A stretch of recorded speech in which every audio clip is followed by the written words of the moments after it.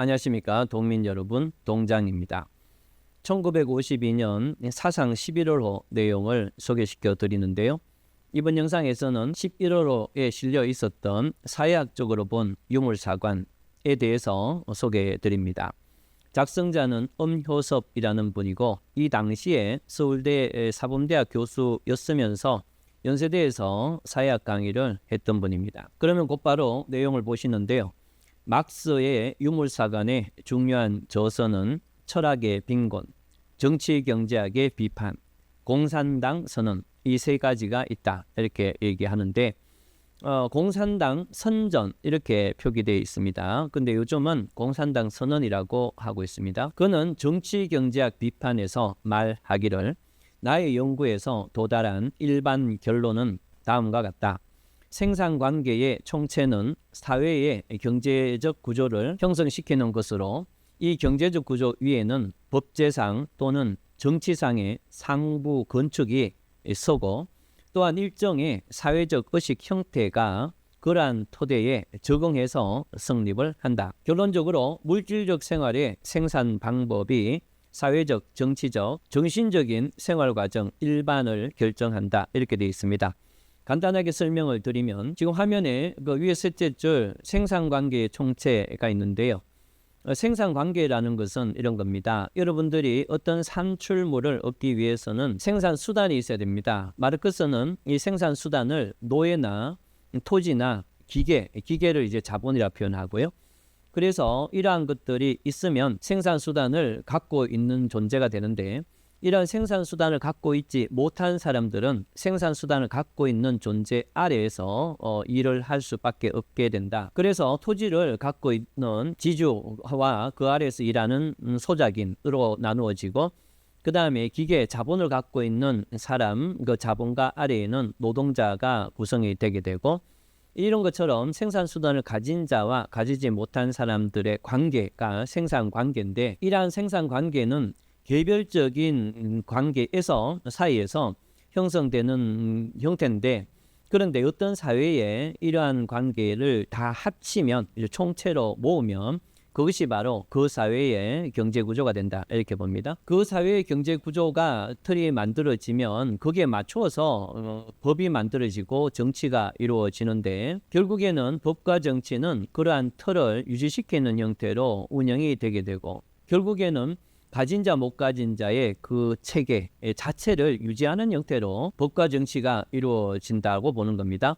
그런데 이러한 법과 정치 또 경제 구조가 형성이 되면 인간의 사고는 그 틀 속에서 구성이 되기 때문에 결국에는 물질적 요소인 생산관계에 의해서 법과 정치 그리고 정신적인 것까지 다 만들어진다. 한마디로 종속된다 이렇게 보고 그래서 오로지 유자를 써서 유물론 이렇게 얘기를 하는 겁니다. 자 그러면은 계속해서 보는데 그는 모든 사회의 역사는 계급투쟁의 역사라고 보고 자유인과 노예, 귀족과 평민, 영주와 농노, 공장주와 직공과 같은 자는 거치지 않는 피차의 상호간의 대립 가운데에 서게 된다. 이렇게 얘기하고 있습니다. 이 글에서 마르크스의 유물사관하고 계급투쟁의 역사관 해서 두 가지를 언급하고 있는데요. 바로 이 논문에서는 유물사관에 대한 비판과 계급투쟁의 역사에 대한 역사관 이 두 가지를 비판을 하겠다 이런 얘기입니다. 기본적으로 이 유물론을 믿는 공산주의자들은 철저히 이기적인 사람이 되는데요. 그 왜 그런가 하면은 마르크스의 공산주의 사상 자체가 인간의 본성을 이기적으로 보고 있는 겁니다. 이 이기적이기 때문에 생산관계를 둘러싸고 끊임없이 둘이가 대립을 하게 되는 거죠. 그런데 공산주의자들은 경제적 이익을 위해서 얼마든지 인간의 사고를 조작할 수 있다고 봅니다. 바로 마르크스의 유물론이죠. 그래서 이 물질적인 어떤 이익을 위해서 물질적인 이익을 위해서 이기적으로 행동하더라도 다른 사람들이 나를 이기적으로 보지 않도록 사고의 조작이 충분히 가능하다고 보고 그래서 자기는 엄청나게 이기적인 행동을 하면서도 다른 사람에 대해서는 평등이니 이런 거를 얘기하게 됩니다. 그런데 그 자기가 이기적으로 행동하는 것을 제대로 알고 비판하는 사람도 등장을 하게 되는데, 이럴 경우에는 공산주의자들은 자기가 이기적이냐 아니냐에 대한 구체적인 얘기를 하질 않습니다. 왜 그런가 하면 자기가 이기적이다 아니냐에 대한 구체적인 걸 언급하게 되면 모든 대중의 시선이 자신에게 집중이 돼버리기 때문에 어쩔 수가 없게 되는 거죠.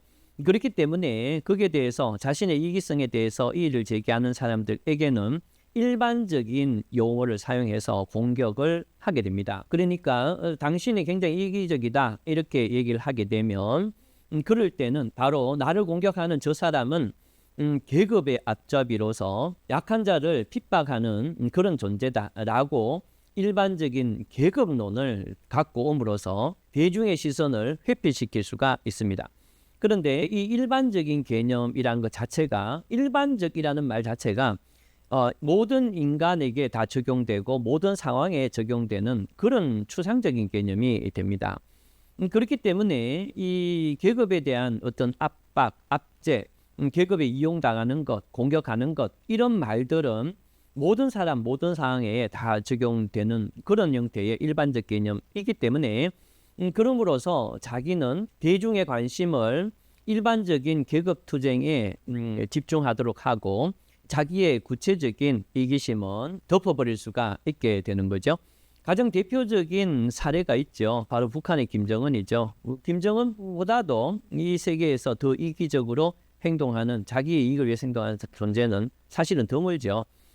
그런데 그러한 것에 대한 이의제기, 공격을 하거나 혹은 하기 전에 그걸 대비하기 위해서는 김정은의 이의를 제기하는 내부 세력에 대해서는 미국의 앞잡이, 계급의 앞잡이라든가 이런 식으로 일반론적인 것을 붙여버리기 때문에, 그렇기 때문에 김정은의 어떤 이기심이 전혀 드러나지 않게 되는 거죠. 어쨌든 간에 마르크스의 유물론은 이것이 이 자본주의의 어떤 것을 비판하는 형태로 나타나는 것보다는 오히려 공산주의자의 이기심을 덮어버리는 하나의 도구로서 작동할 때가 더 많다 이렇게 생각하고 있습니다. 어쨌든 이 논문에서는 지금 유물사관과 계급투쟁의 역사관에 대해서 비판을 하는데 내용이 많기 때문에 이 영상에서는 유물사관에 대한 비판 부분을 보고 다른 영상에서, 다음 영상에서 계급투쟁의 역사에 대한 비판을 보던 그런 형태로 진행을 하겠습니다.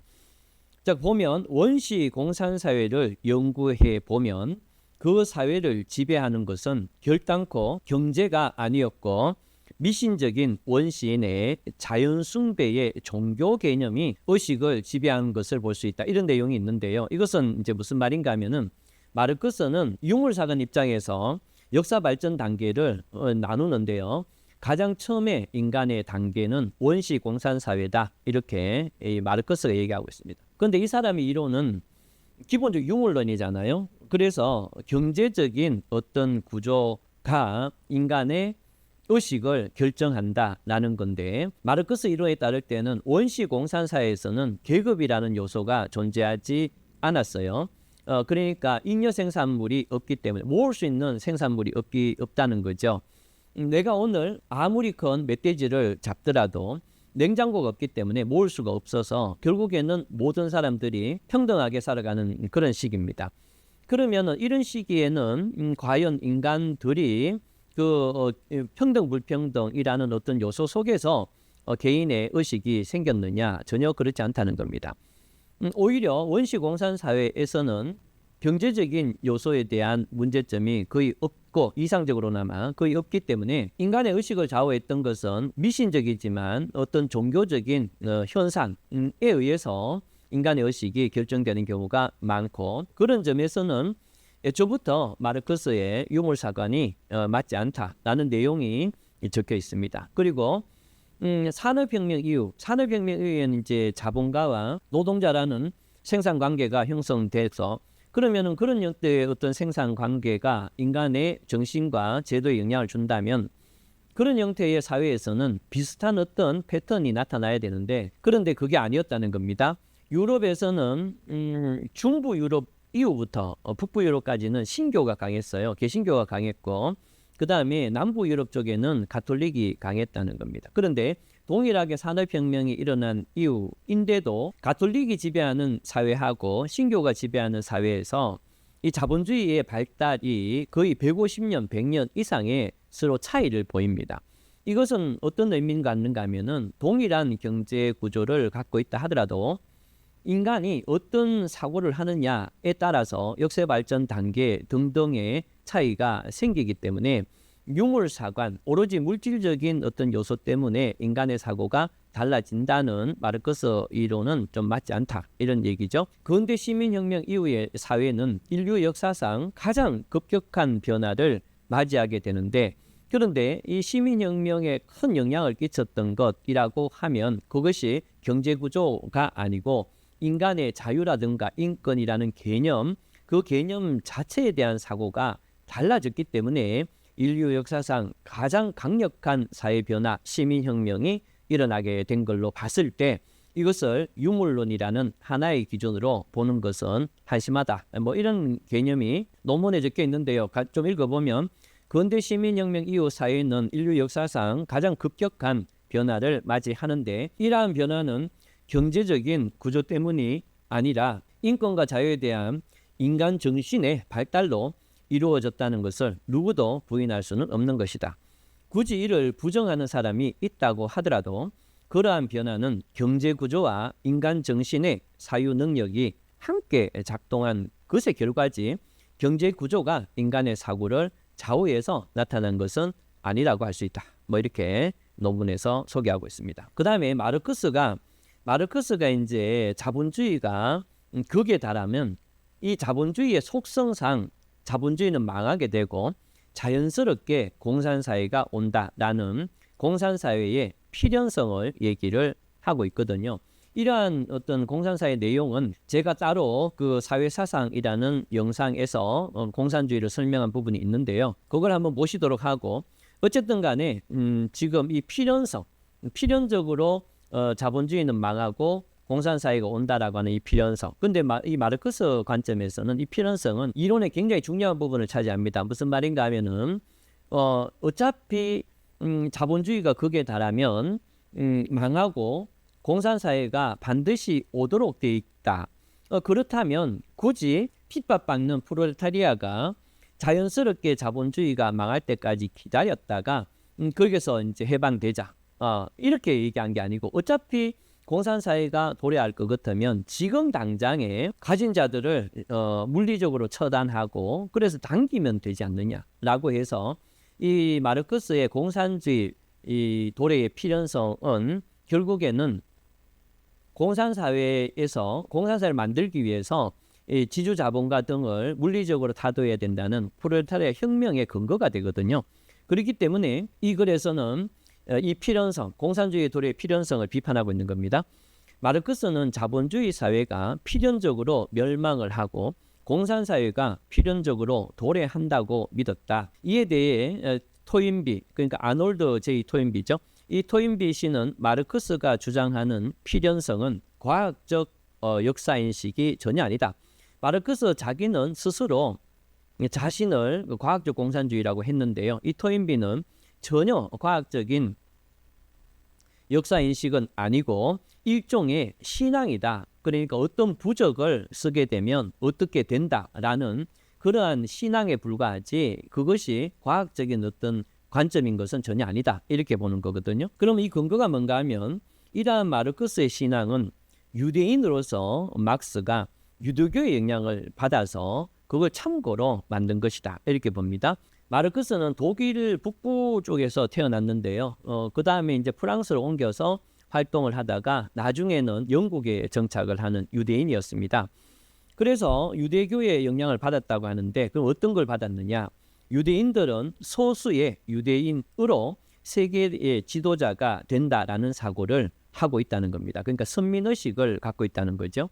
이것은 마르크스가 얘기했던 프롤레타리아 폭력혁명론 다음에, 그러니까 프롤레타리아 폭력혁명이 일어나서 지주자본가를 다 죽였는데, 하지만 세계에서는 이 전체 세계로 보면 아직까지 자본가 혹은 자본주의 국가가 많죠.